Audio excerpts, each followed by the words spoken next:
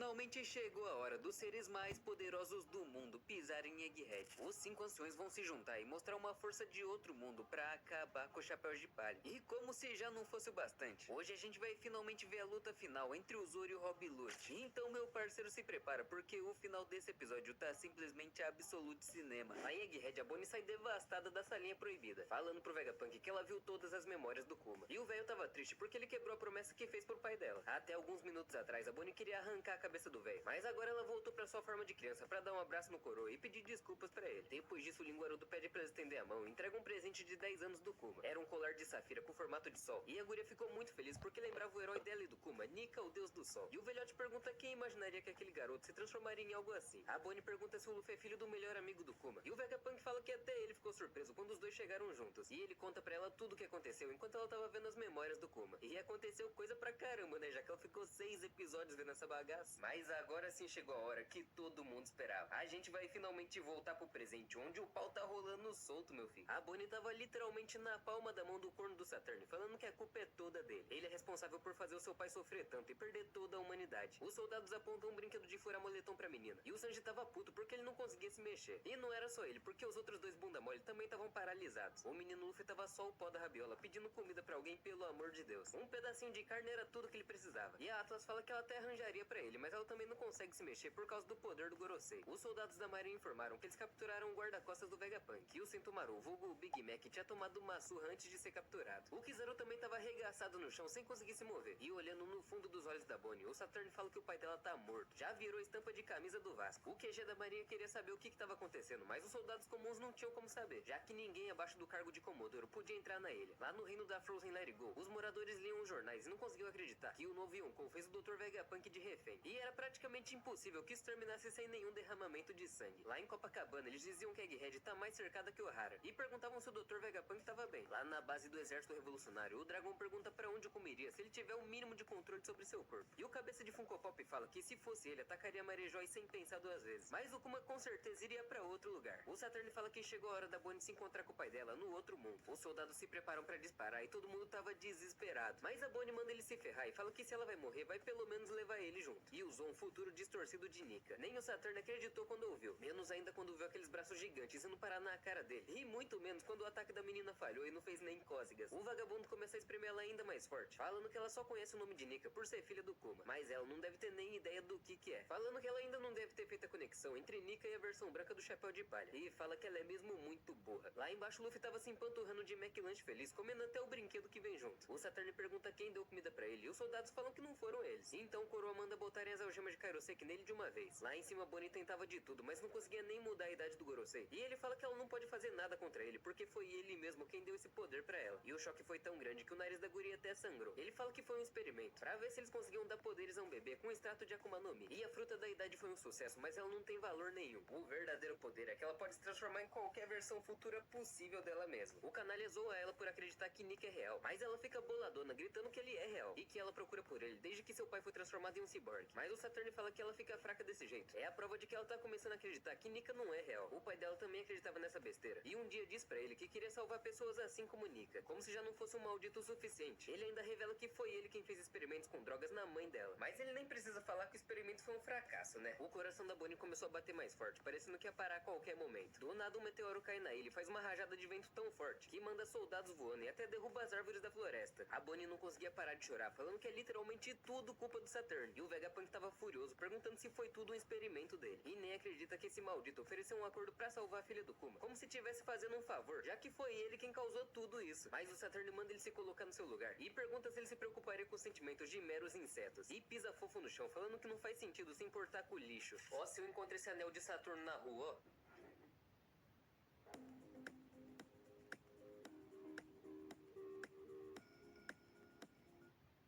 Lixo. Ó, se eu encontro esse anel de Saturno na rua, ó.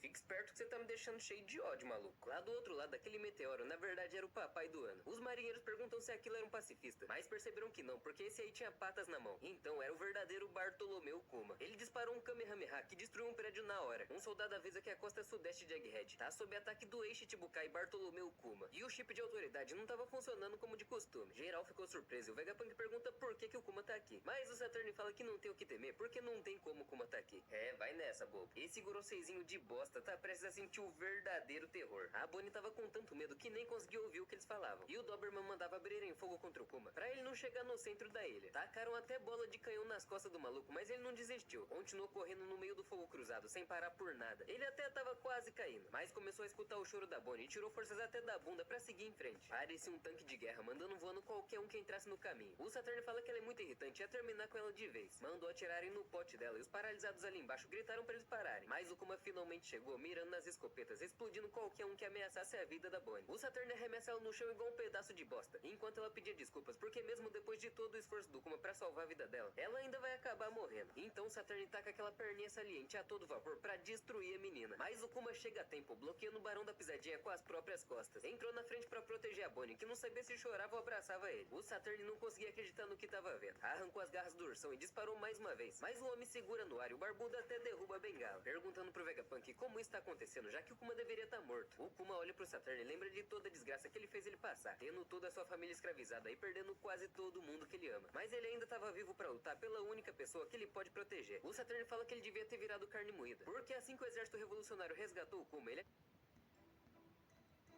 ativou o botão de autodestruição. Mas como a gente pode ver, ele tá vivinho da Silva e dá um soco reunindo todo o seu ódio acumulado pela vida inteira. Um único soco tão potente e tão pesado que fez o lazarento do Saturn sair voando pra longe. A rapaziada ficou de boca aberta e a Bonnie não conseguia parar de chorar. O socão do Kuma foi tão potente que arremessou o Saturn pra longe e derrubou vários prédios e caíram em cima daquele bosta, amassando ele igual um pudim. A rapaziada ficou de boca aberta sem conseguir acreditar. E os marinheiros menos ainda, porque ele socou simplesmente uma das maiores autoridades do mundo. Isso aí faz o soco que o Luffy deu no Dragão Celestial parecer brincadeira de criança. Depois disso, Kuma caiu de joelho. Os soldados foram correndo resgatar o Saturn. A Bonnie continuou chorando e o Chapéu de Palha finalmente conseguiu se mexer. Eles foram correndo pra levar a Bonnie, mas o Sanji falou pra parar, porque o Kuma tava todo travadão, mas conseguia se mexer pra ir até a filha. Mas o pior é o Sanji percebendo que o FBI pode bater na porta dele a qualquer momento, já que agora ele viu que a Bonnie é realmente uma criança. O Kuma abraçou ela e o Frank tava competindo com a menina pra ver quem chorava mais. O Vegapunk não tava entendendo nada, porque ele instalou um dispositivo de autodestruição no Kuma. E depois que o interruptor foi acionado, ele devia estar igual um vegetal sem conseguir se mexer. E nem a ciência conseguia explicar isso. Ele fala que não é a força física que torna o povo bucaneiro especial. Lá do outro lado, o Kizaru tava finalmente conseguindo se levantar. E o Sentomaru, todo esbagaçado, tava feliz que o Kuma conseguiu. Só que os soldados ficaram desesperados porque não achavam o Mugiwara em lugar nenhum. E não sabiam como relatar que ele fugiu. Depois disso, o Kuma foi desligado de vez e a Bonnie agradece por tudo que ele fez. Ela sabia de tudo porque viu as memórias dele. Todos os momentos tristes e felizes que ele viveu. E com uma cachoeira de lágrimas nos olhos, disse que tava muito feliz de rever ele. Disse que a mãe dela era uma mulher incrível, que apoiava ele sempre e saía na porrada com qualquer um que mexesse com ele. Ele ainda foi vacilão por ter dado um fora na Gine quando ela pediu ele em casamento. Mas sabe que foi tudo pelo bem dela. E agora, Bonnie sabe que o Kuma nunca parou de pensar nela nem um único segundo. Também sabe que ele escreveu várias cartas pra ela, mas nunca chegaram por causa da salafraia da Alpha. Ele contava tudo que fazia enquanto rodava o mundo e que tava impressionado com as invenções do Dr. Vegapunk. E não via a hora de sair uma aventura com ela. A guria deu um abraço nele, falando que mesmo que todos chamem ele de tirano, ele é a pessoa mais gentil do mundo. E pode ter certeza que ela nunca vai esquecer disso. Enquanto isso, os marinheiros continuavam tentando desenterrar o Saturn, que começou a liberar uma energia tão monstruosa que mandou todo mundo voando pra longe. A rapaziada ficou em choque porque achavam que o Gorosei já tinha virado estampa de camisa. Mas ele saiu de lá na sua forma de aranha e pousou igual um herói da Marvel. Só que de herói esse velho safado não tem nada. O braço dele foi arrancado e nem esse corno tava conseguindo se regenerar. Ele pergunta pro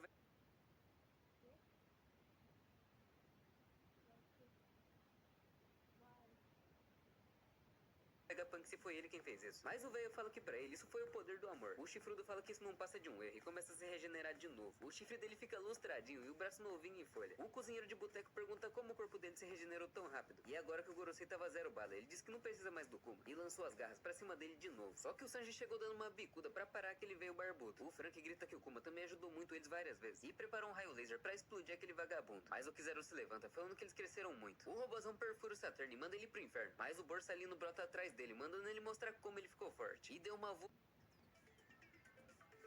voadora na boca dele, arremessando no chão igual um cocô de pombo. A Bonnie fala que o Kuma não tá se mexendo, e o Vegapunk pede pra Atlas carregar ele até o laboratório. Ela leva ele nas costas, e o Cabeça de Maçã fala pra deixar que ele cuida do Saturn, porque eles deviam cuidar da Bonnie e do Kuma. O Kizaru pergunta se vai deixar eles fugirem, mas o Saturn não tava nem aí. O Vegapunk chama ele de covarde, porque não tem coragem pra acabar com ele, e ainda chamou ele de borsalino, e lembrou de quando eles se divertiam muito como melhores amigos. Lá no navio, Doberman ouvia a ordem do Saturn de castigar aqueles que desafiarem o governo mundial, ou seja, ele tava convocando nada menos que um Buster Call. Essa ilha foi considerada uma ameaça ao governo e vai receber um chamado da destruição pra acabar com tudo. Só que dessa vez eles nem iam ter que esperar os navios chegarem, porque já estavam todos cercando Egghead, e já estavam prontos pra queimar a ilha inteira, até não sobrar nem mesmo uma única alma viva dentro dela. O Vegapunk ficou desesperado quando ouviu o Buster Call. O Saturn fala que aqueles que estudam o segredo do mundo, os que carregam o sangue de uma raça perdida, e aqueles que despertaram um deus antigo, devem ser completamente obliterados. Depois disso, o Buster Call foi finalmente acionado, e o Vegapunk fala pro Saturn retirar a ordem, porque essa ilha é o futuro da humanidade. Os marinheiros corriam desesperados pra evacuar a ilha, e queriam saber o que tá acontecendo lá no centro pra gerar uma loucura dessas. Enquanto isso, a rapaziada fugia com o Kuma nas costas da Atlas. O Vegapunk continuava insistindo, mas a gatinha da Doll interrompeu, pedindo pro São Saturn e pro Kizaru e pros seus navios, porque a ilha vai ficar perigosa. Só que o Chifrudo disse que eles vão ficar ali até os preparativos estarem completos. Deu a ordem de começar o bombardeio, e a Doll nem acreditou. E o Kizaru mandou ela embora se não quiser virar panqueca. O Vegapunk pergunta se eles não vão resolver tudo só matando ele, já que a Egghead guarda as descobertas mais incríveis de toda a ciência. E destruir a ilha acabaria com todo o progresso científico dos últimos 100 anos. E ainda implorou pro Kizaru, que mal conseguiu olhar na cara dele. O Saturn pergunta se ele ainda tá escondendo mais alguma coisa deles, e diz que eles não precisam desse progresso. O Vegapunk implora de novo pelo bem da humanidade, mas o corno fala que esqueceu de contar do navio que fugiu ontem da ilha, que ele já deu a ordem pros soldados perseguir e destruir eles, já que lá podia ter alguém que saiba sobre o século vazio. E pra garantir que ninguém sobrevivesse, ele mandou um navio de guerra pra fazer picadinho deles. O Vegapunk fica puto porque eles eram inocentes que não sabiam de nada, mas eles eram cúmplices assim como o povo de Ohara, que violou a lei e teve o que merecia. Por isso todos eles, junto dessa ilha, merecem ser apagados. Que cientista bacana esse tal de Saturn, hein? Só regresso pro mundo. Os navios já estavam quase todos preparados e prontos pra disparar. O Chapéu de Palha aproveitou pra fugir pelo foguete a vácuo, enquanto o Vegapunk distraiu os inimigos. A Bonnie perguntou o que vai acontecer com o Vegapunk, mas o Sanji manda ela não se preocupar, porque ele vai buscar o coroa. Depois disso, ligou pra Nami pra saber como estavam as coisas, e explicou que o Saturn invocou a merda de um Buster Call. O Chopper e o Sop estavam desesperados, falando que não aguentam mais esses chamados da destruição. Mas imagina a Robin, que já vai ter seu terceiro, já que ela sobreviveu a um com 8 anos de idade. O Chopper vai falar pra ela continuar descansando, e a Nami pergunta se o Luffy tava lá embaixo. O Sanji não sabia onde ele tava, mas devia estar bem. O Zoro ainda tava batalhando com o Rob Lute, e o Jinbe foi lá pra ajudar o Zorão a não se perder na volta. O problema é que eles não podem mais usar o Vega Force pra carregar eles até o mar, já que ele foi destruído pelo Kizaru. Mas ela disse que o Brook teve uma ideia pra fugir de lá. Enquanto isso, o Esqueletão tava rachando o bico, falando que carregar o navio sobre a terra é moleza pra ele. E ele fala que ele é um gênio, porque desse jeito vão chegar na saída rapidinho, já que ele congelou as nuvens pra fazer o navio deslizar. Só que ela pergunta como eles vão frear o barco, e o Esqueletão fica com cara de paisagem, e tomou um porradão quando disse que não pensou nessa parte. Ela gritou que eles iam despencar se não fizer nada. Enquanto isso, os navios continuavam cercando a ilha, e o Doberman fala que a barreira ainda tá de pé. Então deu a ordem para as embarcações destruírem a fábrica central e a cidade de Egghead. E finalmente o terrível Buster Call começou. Era tiro, porrada e bomba pra todo lado, e a cidade começou a ser completamente obliterada. Enquanto isso, Luffy continuava enchendo a pança e comendo igual um hipopótamo. Os soldados perguntam se aquele era o Chapéu de Palha e mandaram prender o Yonkou, mas foram atingidos pelas bolas de canhão antes de conseguir fazer qualquer coisa. As bombas não paravam de chegar e os soldados gritaram pra esperar porque eles ainda não fugiram. Pra piorar, ainda tinham pacifistas mandando os raio lasers que deixavam a cidade completamente em chamas. O Vegapunk só via toda a desgraça acontecer bem diante dos seus olhos, sem acreditar que todo o seu esforço estava sendo jogado no lixo. Ele não podia fazer nada. O futuro da humanidade estava condenado e seus sonhos foram destruídos. O Saturn mandou o Kizaru fazer o que ele tinha que fazer, e segurando o choro, ele caminhou na direção do Vegapunk pra executar o maluco, pra executar seu melhor amigo. O Sanji chega perguntando que merda o Vegapunk tá fazendo ali ainda. O grupo da Atlas estava fugindo pelo foguete a vácuo, mas felicidade de pobre dura pouco, porque o Kizaru brotou do lado deles e mandou uma chicotada de luz que partiu os tubos no meio. A rapaziada saiu voando e o Sanji foi a milhão, gritando que vai salvar a Bonnie. O resto que se lasque. O corno do Saturn fala pros pacifistas que os alvos são a Bonnie e o Kuma, e eles preparam mísseis para exterminar os dois. Mas os pacifistas reconhecem a Bonnie e ficam indecisos. O verdadeiro Kuma abraça a Bonnie no ar, e o Saturn fala que isso é muito irônico, já que o Kuma se sacrificou para salvar a Bonnie, e agora o próprio clone dele vai matar ela, e diz que esse era um fim digno para esses insetos. O Vegapunk via a Bonnie caindo e diz que quando ele soube que ela tinha virado uma pirata, ele tremeu na base, porque sabia que um futuro horrível ia esperar por ela, já que podia chegar uma hora que os pacifistas com o rosto do pai dela fossem ordenados a fuzilar ela. Só que lá do lado de fora, os marinheiros tinham falhado em destruir os pesquisadores em fuga, e seus navios tinham sido completamente obliterados. Em seus últimos respiros, um deles mandou avisar o Kizaru que um certo alguém tá indo direto pra Egghead. A cidade de Egghead tava sendo toda destruída, e do nada a Toei meteu um fucking 3D no anime, mas beleza. Tava quase explodindo aqui em casa junto com essa